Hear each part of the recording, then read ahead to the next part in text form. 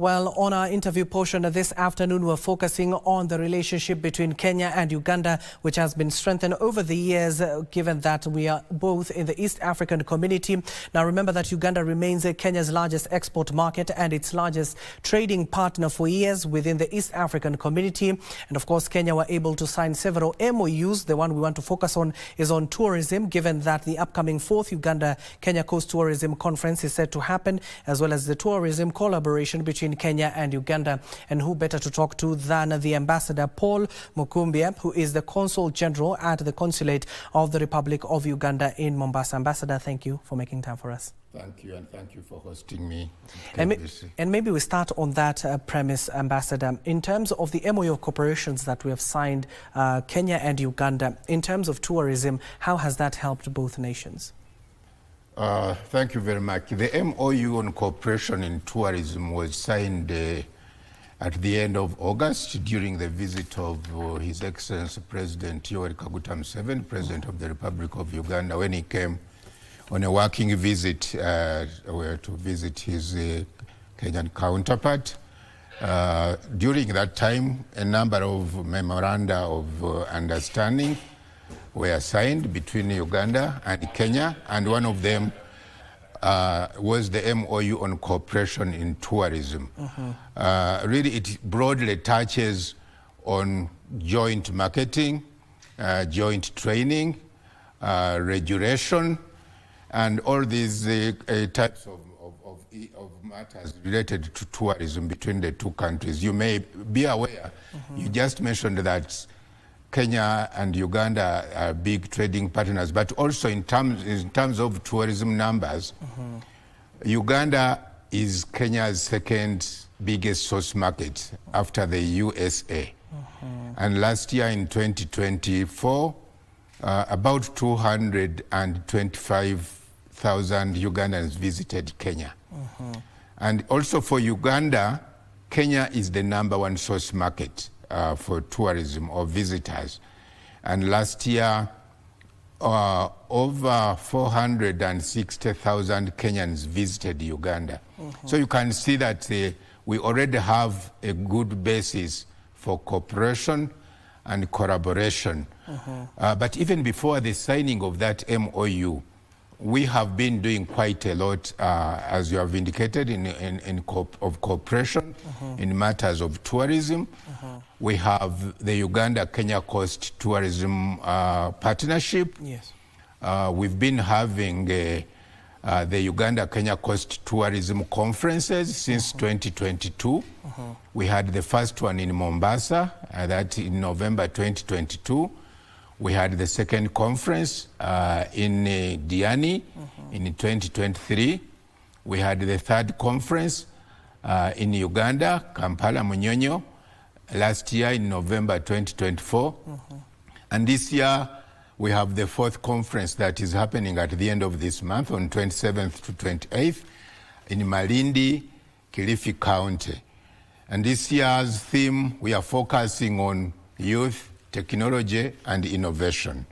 So this is the focus of our conference. But these conferences are not just talk shows. Okay, because that is a question I wanted to ask you, Ambassador, because you said there's so many conferences that have been happening over the years. So in terms of this 4th conference, what would you be looking at in terms of implementing the resolutions that you made in the previous conferences?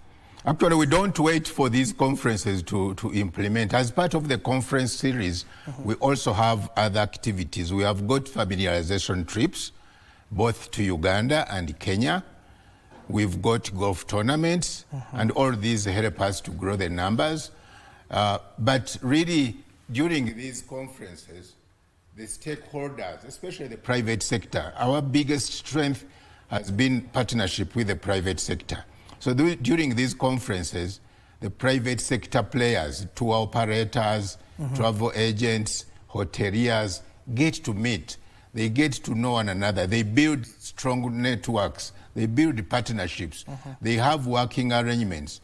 And once these private sector players get to know one another, then they are able to cooperate, to do joint promotion, to do cross-selling of the tourism products in these two destinations. So we are not just conferencing as a talk show, but these, I would call them more of business summits, where we really meet, talk serious business, build strong partnerships, build strong networks, and then people go ahead to implement and begin working together to promote and sell the two destinations. So this is what we do during these conferences. The farm trips which we do as part of these activities, they help the stakeholders, the tour operators, the travel agents, and the hoteliers to get to know the destinations. For example, when we take Kenyans to Uganda, we take them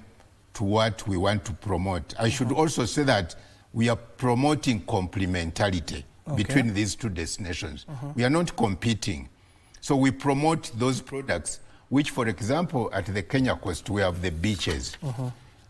We don't have very beautiful beaches in Uganda like we have at the Kenya coast. In Uganda, we promote the mountain gorillas, which are not in Kenya. We promote the chimpanzees, which are not so much in Kenya.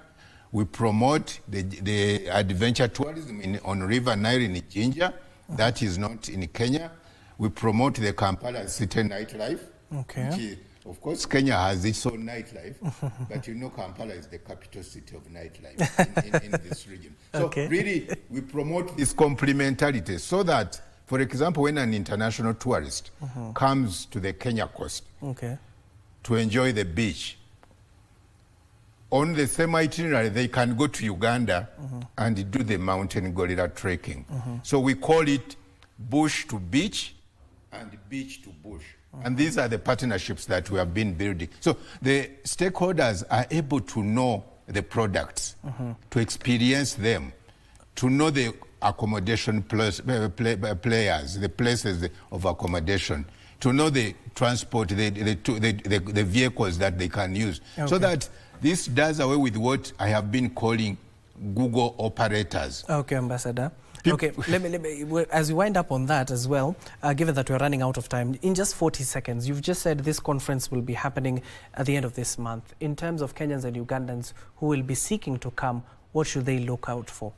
First of all, I want to give them how to register for the conference. Okay. The registration is ongoing at the tourismconference.org. Okay. That's where registration is taking place. You just pay a nominal fee of 2,000 Kenya shillings and you'll be registered.